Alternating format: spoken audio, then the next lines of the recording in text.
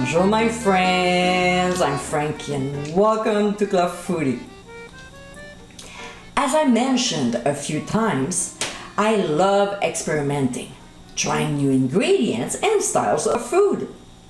The same applies when I go out to restaurants. If there's something I've never had before, you bet I'll order it. This is how I discovered this featured recipe, and I've been enjoying it ever since.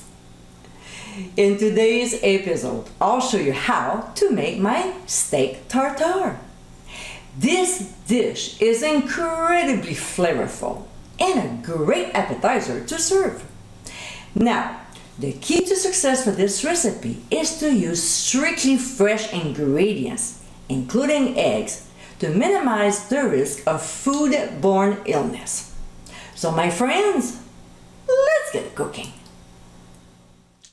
First, let's make the dressing.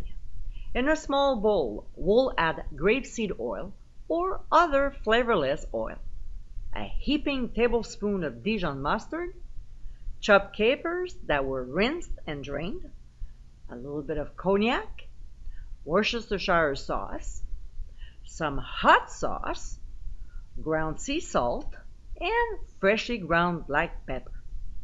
We'll whisk the dressing very well and then set aside. Now don't forget to taste and adjust. Mine needed just a little bit more pepper and hot sauce. Of course, if we add something, we need to whisk again.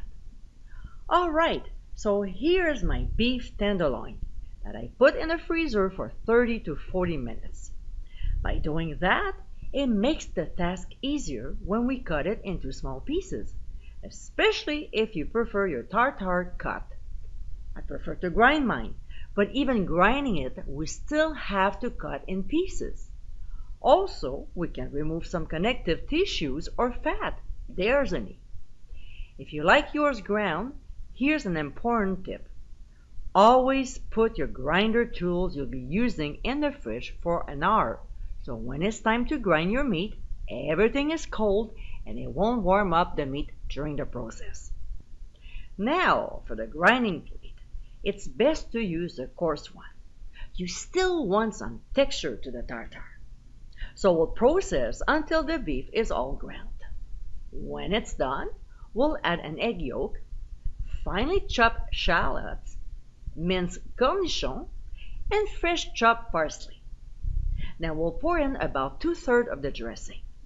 You might add a little more, but you also don't want the meat too wet.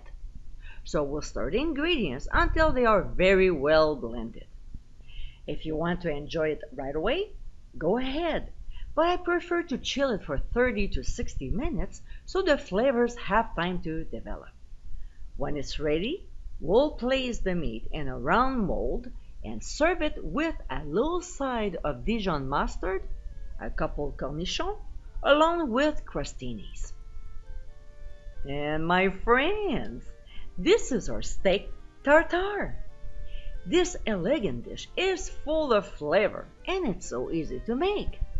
This classic French recipe is great to serve as an appetizer, but it can also be a meal.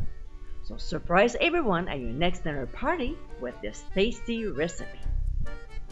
I hope you give it a try soon, and be sure to visit clubfoodie.com for ingredient amounts and more info. Until next time, my friends, bon appétit!